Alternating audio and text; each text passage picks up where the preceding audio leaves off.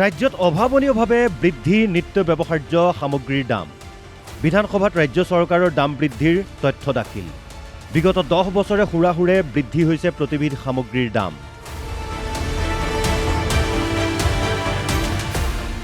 ৰাজ্যত প্ৰতিবিধ সামগ্ৰীৰ হৈছে জুই চাই দাম। এক প্ৰকাৰ মূল্য বৃদ্ধিয়ে কেঁকুৰা চেপা দি চেপিছে সাধাৰণ জনতাক।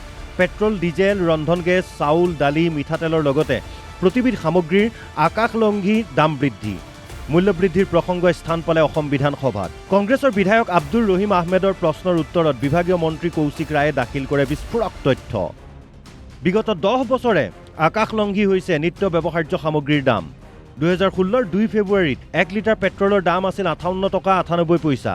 2026ৰ 1 জুলাইত পেট্ৰলৰ দাম হ'লগৈ 105 টকা 73 পইচা।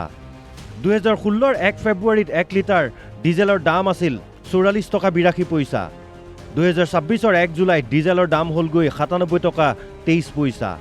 2016 চনৰ 630 টকীয়া ৰন্ধন গেছ এতিয়া হৈছেগৈ 991 টকা। 2016 চনৰ 1161 টকীয়া বাণিজ্যিক চিলিণ্ডাৰৰ দাম হ'লগৈ 3173 টকা। বিগত 10 বছৰত চাউলত মুদ্ৰাস্ফীতি 57.71%। 2016ৰ 24 টকীয়া চাউল এতিয়া হৈছেগৈ 37 টকা 85 পইচা। সৰিয়হৰ তেলত মুদ্ৰাস্ফীতি 152.64% বৃদ্ধি হৈছে। 2016ৰ 80 টকীয়া সৰিয়হৰ তেলৰ দাম এতিয়া 202 টকা 1 পইচা। চয়া তেলৰ মুদ্ৰাস্ফীতিৰ হাৰ 120.77%। 2016ৰ 75 টকীয়া চয়া তেল এতিয়া 165 টকা 58 পইচা।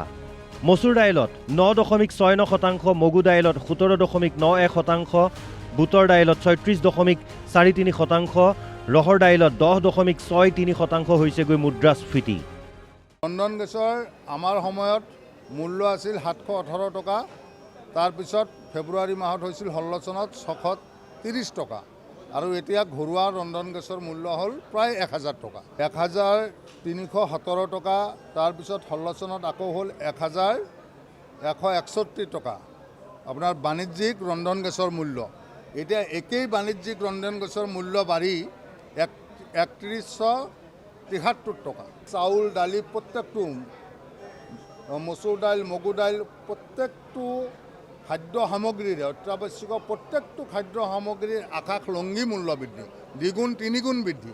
80 টকাৰ মিঠাতেল গৈ পেলাই 202 টকা। মুঠতে ৰাজ্যত এতিয়া প্ৰতিবিধ সামগ্ৰীৰ হৈছেগৈ জুই চাই দাম। এক প্ৰকাৰে বিধানসভাৰ তথ্যই উদঙাইছে মূল্যবৃদ্ধি ৰোধ কৰাৰ ক্ষেত্ৰত ৰাজ্য চৰকাৰৰ বিফলতাৰ ছবিখন। ভিডিঅ' জাৰ্নেলিষ্ট অংকুৰ কলিতাৰ সহযোগত বিচিত্ৰ ৰাজবংশীৰ ৰিপৰ্ট, অসম লাইভ 24।